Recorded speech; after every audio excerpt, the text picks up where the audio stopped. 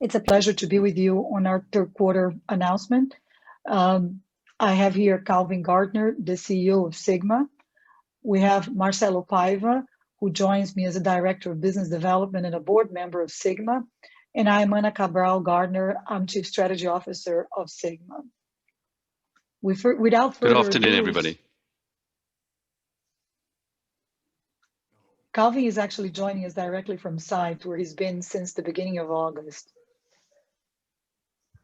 Indeed, I've just come off some very exciting drilling, but we'll talk about that later. Carry on. Yes, as for geotech and geohydrology. So Yeah. without further ado, we will start the third quarter presentation. Okay. So hi everyone. I'll start by giving you a recent market update. So if you can go to the next page. Okay. So first, there has been like substantially higher increased demand expectations for the next years. We are experiencing a rapidly evolving ESG and green agenda. There has been a shift by governments to greener form of transport as a way of stimulating the economies post-COVID.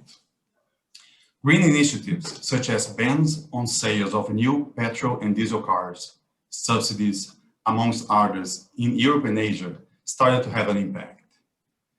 There is a growing optimism about mass market penetration of EVs that use lithium in the batteries. As a result, projected lithium demand is expected to expand strongly starting in 2022-23.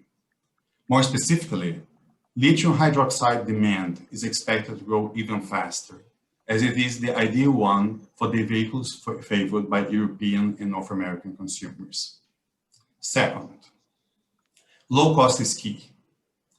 Lithium price weaknesses from 2018 to 2020 proved that long-term successful supply chains need to rely on low-cost producers. They are the ones that can sustain different market conditions. Three, very recent strong M&A activity. Existing players are trying to secure expanded scale via M&A now in anticipation of expected increased demand. And four, ESG and sustainability is key. It's definitely a must-have for Europe, and it's a key differentiator amongst lithium players. Next page. The growth of the EV market. EV demand outpaced expectations this year, and Europe has been the surprise factor. Europe is expected to overtake China as the largest market already this year. And over the next years, the overall market is expected to grow strongly, and Europe to remain the largest market. Next page. Batteries. It's interesting to observe that each market uses a different type of lithium-ion battery driven by consumer preferences such as range and acceleration. And lithium hydroxide is the ideal type in Europe, and North America, given the required higher nickel content cathode in those batteries. And thank you very much, and I'll hand it to Ana. Thank you, Marcelo. So the next slide basically shows here Sigma's phase 1 and Sigma's phase 2 production on a timeline basis, and the other low-cost lithium companies that can profitably produce lithium at the current prices. So the purpose of this slide is to actually demonstrate that in order to meet 2023 demand, there are not a lot of additional low-cost sources of lithium. Therefore, you can clearly see the graphic explanation of the commercial success enjoyed by Sigma, especially as it relates to phase 2, given that phase 1 is already sold out, meaning 2022 deliveries are sold out.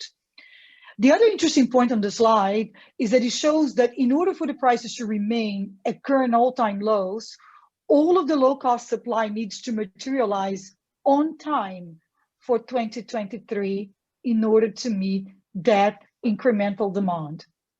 Otherwise, the high-cost producers in Australia will need to get reactivated out of care and maintenance, which will only happen with higher prices.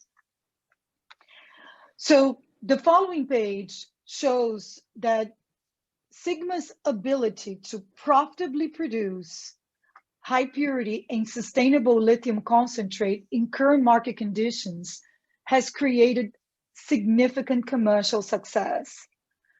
We are sold out for 2022 production, and we are working to be in a position to scale up future production in order to deliver increased production in early 2023, hopefully first quarter. On the next page, you can start to see an inkling as of why. Our strategic alliance with Mitsui has evolved significantly, and now we have the ability to deliver 57% lithium hydroxide with spec sheet impurities to tier 1 cathode makers in South Korea and Japan. The success of this strategy is enabled by 3 elements. The high purity battery grade lithium concentrate produced by Sigma, which is the secret sauce. Mitsui's decades-long relationship with tier 1 cathode makers, and Mitsui's balance sheet financing the working capital of this enterprise. So with that, we go on to Sigma 2.0, our project execution strategy and updates towards construction. This next slide outlines what we call Sigma 2.0, meaning we're executing pre-construction for the plant, the commercial production plant, and the mine. In other words, we're absolutely focused on production for 2022 first quarter, on track, on time. We're adding a work stream that gives us the ability to scale up production for 2023 January delivery. And that work stream is essentially the resumption of the feasibility studies work streams for the second deposit, Barreiro. Later in 21, we have another work stream that once construction commences for Xuxa, we will augment mineral resources. The next page shows us how the high quality lithium that we have and our ESG attributes allowed us to be just awarded a development bank credit line for 15-ish million US dollars. This represents a very low cost of debt, taking our overall construction project finance debt costs, overall weighted average to LIBOR flat. This is a big enabler of profitability, meaning bottom line profitability, which solidifies our position as one of the lowest cost producers in the market on an all-in basis, on a profitability basis. In other words, even though Sigma is a junior miner, we have one of the best balance sheets in the whole industry. With that, I'll pass it on to Calvin so that he can talk about our strategic work streams in detail. Calvin? Thanks, Anna. So just moving then through this slide in terms of the 4 areas. So deliver the production in 2022, as Anna's pointing out. So really to solidify the position in obviously in the marketplace. And what does it really mean? So we're busy now doing the FEED, the front-end engineering design, essentially, which is around between 30 to 40% of the total design, and those obviously drawings out for construction, and mainly long lead items and the larger material. So we're pushing ahead very hard on that. And then obviously the big issue in terms of this is because we front loading now, we're looking obviously for efficiencies in bringing in Barreiro plant earlier. And when I say efficiencies, I mean, quite frankly, in the crushing, because obviously we're doubling the size. And there's economies of scale and efficiencies one gains from there, as well as the plant infrastructure. So there's some, on the crushing side, we're looking at sort of 3 or 4 different scenarios. as well as more shared infrastructure, considering really the second plant is coming in immediately after the first. The increased scale, this is really the moving the resource at Bejerro into proven and probable reserves. So for that, now we're doing the scoping study, which starts off with a scoping study, then moves directly into a pre-feasibility study. In terms of timing, I would expect that pre-feasibility study to be out sort of late on first quarter to get that out.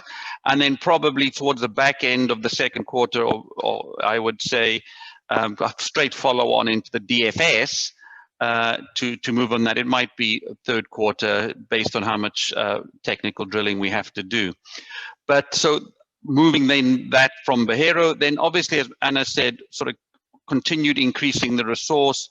We do plan to, and this is not new to most of you, we do plan to move on to the next two high priority targets. If you recall, we have 13 what I called priority 1 targets. 9 of them were past producing mines.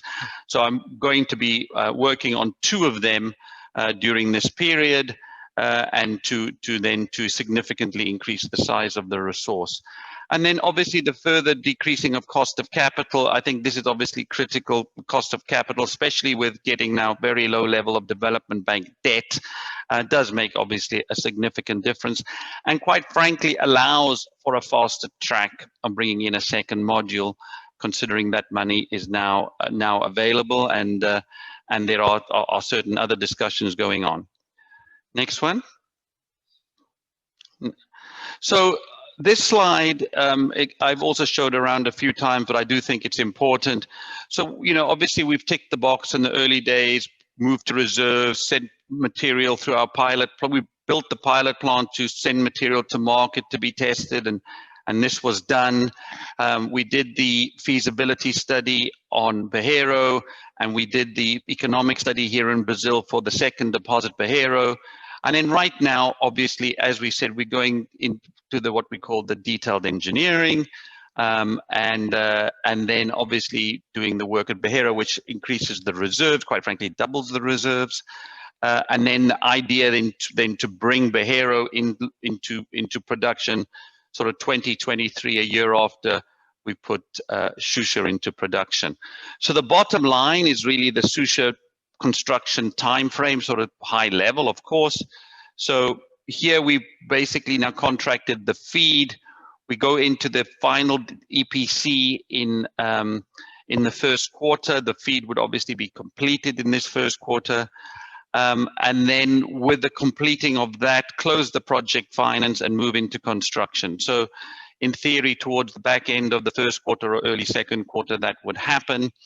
And then basically commissioning, we hope, in the first quarter 2022. So for that to happen, we would be ordering long lead items in the first quarter of 2021.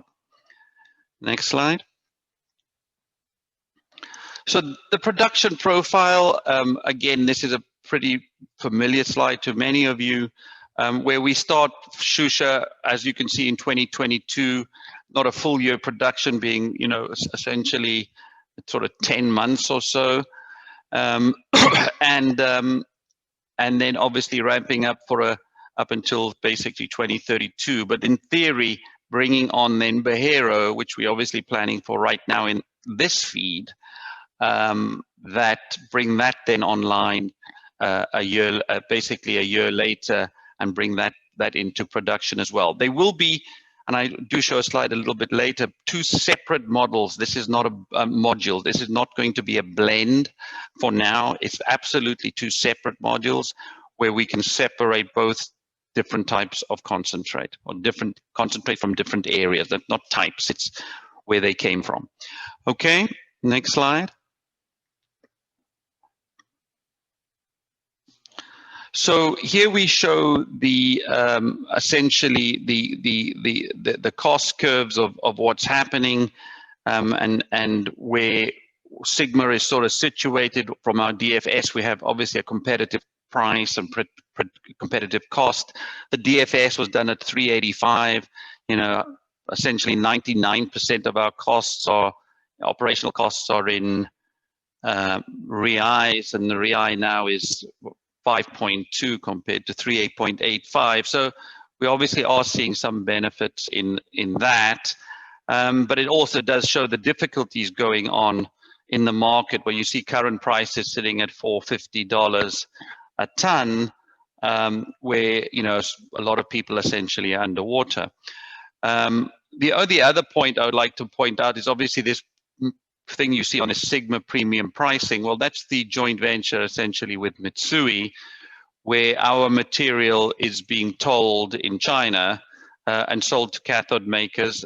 So Mitsui buys Sigma spodumene, toll it, and then sell to their cathode customers. And we benefit in that supply chain, getting a margin on the sale of that hydroxide, and that does give Sigma a reasonable premium in terms of especially when you're at these very low prices. Next slide. Anna, anything you would like to add to that, or so? Okay, so then the next slide. I think this is interesting and to look at, and what we've tried to show, and we've tried to keep this as current. This is forever changing. In Marcelo's point about M&A sort of happening almost daily at the moment, probably not daily, but still happening frequently, is with the expansion. So you can see the current producers and the announced expansions and announced acquisitions, and what that really means. And obviously, we're not sure all these expansions will go ahead, but we're assuming they are, and everything that they've announced will happen.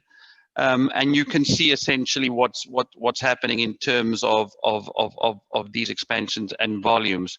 But I think then on the developer side, you can see who's coming on, and it's important, I think, to see with both phase 1 and phase 2, Sigma would end up somewhere around about 5th in terms of this hierarchy, in terms of production of lithium carbonate equivalent or lithium units, in terms of that. So a world-class project in its own right, and that's including all these expansions that have announced, and some obviously still have to start. But bottom line is, we're really up there with essentially in top 5.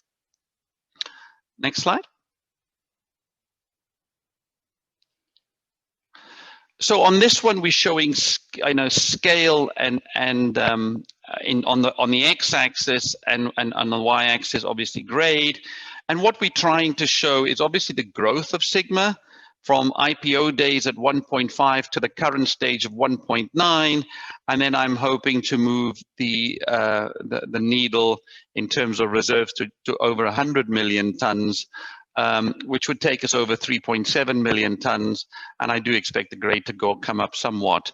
So obviously sitting very strong in terms of size, in terms of actual size of the deposit itself, as well as obviously being one of the bigger producers in the world. Grade is obviously all important. We've all spoke about this. Where the higher the grade, invariably the lower the costs. And again, obviously, my favorite topic is always talking about the mineralogy and specifically the cleanliness of the ore, or what impurities you are dealing with. And again, the recoveries of Sigma's lithium in being one of the highest, if not the highest, under a DMS circuit is simply because we have one of the cleanest ores in the world. So it's very clean in situ, very low levels of mica, iron, sodium, potassium. It cleans up very nicely in the DMS, where we get high recoveries and can produce over 6%. In fact, as some of you know, I produced over 7.2% lithium straight out of a DMS. Okay, so this slide is quite nice. It shows that the program, so the detailed engineering is really happening in 4 areas. As I mentioned earlier, I've just been watching some exciting geotech drilling. So we're doing some geotech drilling both at the mine and the plant. The plant is obviously for foundations to finalize foundations for construction drawings of that facility. Is obviously the first thing that we're going to do in things going up is going to be the foundations, and we need to know depths and things like that, and the civil engineers and geotechnical engineers are involved with that. And then the mine itself, we're firming up on the mine geotechnology and geotech drilling, and we're extending our models on that to have more confidence in the mine plan. The geohydrology, similar. We're doing further geohydrology in the area of the river to understand further any probabilities of water ingress in that corner. So that is now continuing. Plant design, I think I have discussed now, and that is, it's being done by Primero, one of the premier lithium design companies in the world. And then, as I said earlier, contract ready, EPC ready, coming out of sort of the end of first quarter, maybe early second quarter. So a very strong work stream, a lot of it obviously happening here in Brazil, but a lot of it happening in Perth and in Montreal with Primero there. And then obviously the bottom work stream is obviously the reserve, which is really important to show that you have sustainability over long periods, and obviously especially if we're doubling the production. So I need to move the deposit into reserves. So we have sent 1.5 tons of material to Lakefield. They're already busy doing the metallurgical tests. I expect the first results out the end of this month, in fact. We've been busy licensing the deposit for the last 4 months. So I would expect that license now to come out, probably first quarter too much, but sometime in the second quarter, I would expect that one to be available. And then finally, as I said earlier, we are extending the size of the resource and drilling the 2 pegmatites, the 2 further pegmatites that I've had planned now for some time, quite frankly. Okay. So in terms of execution of Anela, you know, what we're saying, Sigma 2.0, the detailed engineering, it's obviously the biggest priority we're busy with, and there's a lot going into that.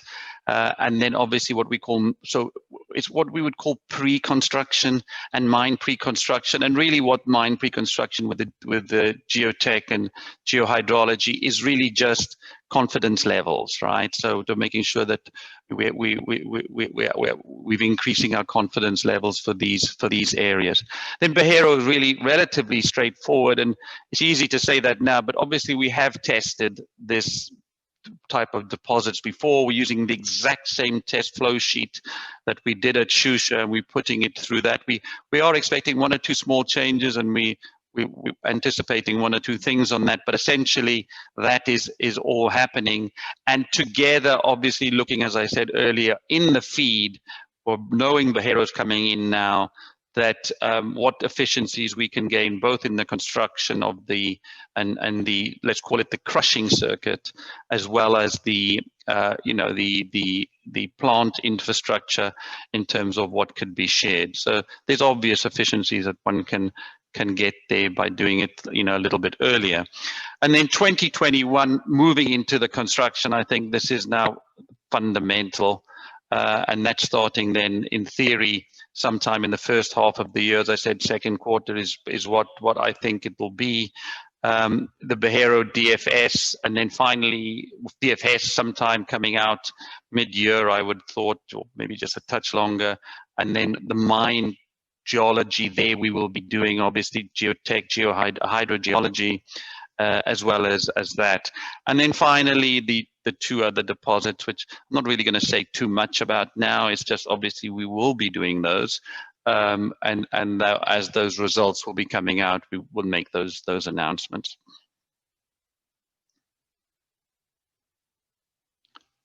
Next slide, Anna. All right, so here's an interesting slide, you know, where we're basically showing the front end crushing circuit, and then you can see to the top of the circuit the associated infrastructure. There is going to be some slight changes there, and then you can already really see now penciled in the Shusha model there. You can see totally, so that's it. But then penciled in there, you can see the exact same replica plant for Bejeiro. And interesting now, as I mentioned earlier, we're planning obviously to run the Shusha material through Shusha module and the Beheira material through Beheira module. So we'll have 2 stations of concentrates. And, you know, considering that they could all be going to different customers as well. So we're not at this stage planning to blend. And really, so the work in terms of efficiencies is happening here in the crushing area, where we're looking at maybe slight different arrangement here. And maybe also here a little bit on the on this infrastructure here, in terms of specifically one area which we can probably change is the substation design for the plants. But that's, you know, these things we'll look at, and there's not really for an investor call. So next slide. So just to remind everybody what we're doing, we're on the Grota Cerulea, where we've been focusing all our properties. The distance between Shusha and Beheira is 5 kilometers, so it's one cluster, and the plant is really sitting here on the Shusha deposit. So the idea is then we will commence with Shusha sending material in basically 2022, and then in 2023 start bringing in material from Beheira, and then these other deposits here is part of this other structure that I will be looking at basically through 2021. So we really are very much focused now on this property and getting obviously this construction running and get this first phase done, quickly complete phase 2, and then move on from there. So that's, you know, really, it's literally almost a 24-month program, but that's where we are. So on that note, I'll pass on to ESG, which has obviously been now one of the biggest pillars for Sigma, and very strongly, as I remind people, in project finance. Now, bank development money in Brazil is really fundamental to us, and obviously we're delighted, absolutely delighted to have it. It's major support from the state, and, you know, thanks to Anna and the ESG team, it really helped foster this, both, you know, SocGen's money as well as now there's bank development money from Brazil. So I'm very delighted to sort of have partnership with the state government, who have visited me here this week as well. So anyway, over to you, Anna. So on the ESG front, we figured that we put this on a slide just to highlight why is our battery grade lithium concentrate so unique, and why are we achieving such commercial success with Mitsui. Essentially, when you look at the big lines, hard rock, salar, you have within the hard rock route the battery grade, which is material with concentrations above 5.5% of lithium oxide. Then within battery grade, you got 2 separations. You got medium impurities and high purity. So we sit within the high purity category, which is on a spec sheet, on a specification sheet for 17 chemical elements in a periodic table with a special focus on alkalines, potassium and sodium, and iron oxide. We are able to deliver purity levels below 0.5% of each alkaline and below 1% of iron oxide, which makes it for a very special raw material. So this concentrate is battery grade, and it also has high purity.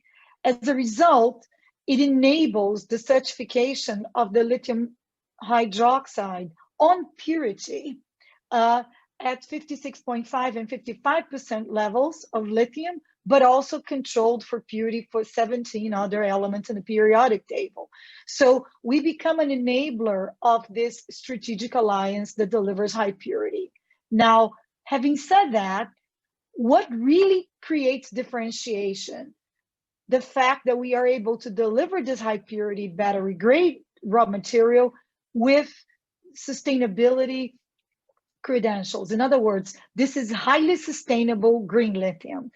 And as a result, and then you can see on the next page, as a result, we end up with a priority dialogue with certain supply chains that aim to produce the cells that will be delivered into the European factories of these battery makers. When you think about environmental differentiation, you have to look at three elements: water, power, and tailings. And obviously, when you look at life cycle analysis, you look at scope 1 and scope 2. So scope 1 is a company's own operations. So when we look at the water usage and the water efficiency of Sigma, we focus quite a lot on water efficiency. We recirculate 100% of our water, 10% evaporates in the process, so 90% of the water used in the processing is recirculated into the plant. This DMS plant, dense media separation plant, does not use hazardous chemicals. The tailings are dry stacked. And now here in Brazil, we're saying that we're going to dry stacking 2.0, meaning we're selecting the areas for the dry stacking piles with an environmental eye when we look at pasture areas to be selected without vegetation suppression. These tailings are immediate raw material for ancillary industries, having feldspar and quartz only. So it allows for what we will call dry stacking 3.0, which is the partnership potentially with the development banks in order to make it 100% what we call zero residue mining, where we would be no tailings. When you look at the mining operation, we also have the same care. Sigma Xuxa has 2 pits because we decided to preserve the entire ecosystem of a seasonal river stream that is important to the community around us. So again, the enormous focus on water usage, given that we are in a semi-arid region where water is an issue. Moreover, on the pits, we also have what we call starter pit designs so that they actually occur, the mining activity occurs with minimal vegetation suppression. And when suppression is necessary, even though we are in a semi-arid, we compensate suppression at tropical forest levels, meaning 2 for 1 at least. Every vegetation suppression we make, we plant or acquire virgin lands with 2 trees. Moreover, in scope 2, our power is 100% green. So there's no carbon generated to power our lithium concentrate plant. And you could contrast that to some of our peers using diesel generators or using coal-powered grids to produce lithium.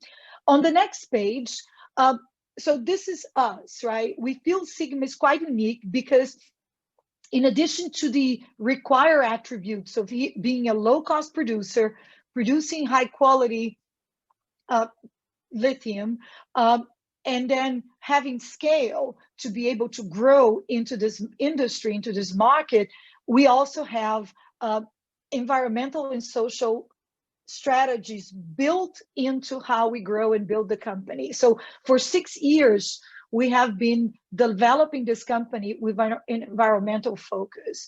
And we believe that in this value chain, this is now going to become more and more also a required attribute. Calvin? The best of a difficult situation. So I do wish everybody, first and foremost, safety and obviously taking care to social distance but obviously also to be with the families and enjoy the holiday season. So, and again, for a lot of our shareholders have been with us since day one, going back to the IPO and haven't sold a single share. So, I'm really appreciative of that. And, to now move into production in 2021, is obviously a wish come true for all of us here at Sigma. So, I'm hoping it's going to be now a very good Christmas for all of us and an absolutely fantastic new year where we now will put this first phase into production, followed in a year later by the second phase. So 2021 now for us is going to be the year that Sigma really comes of age. So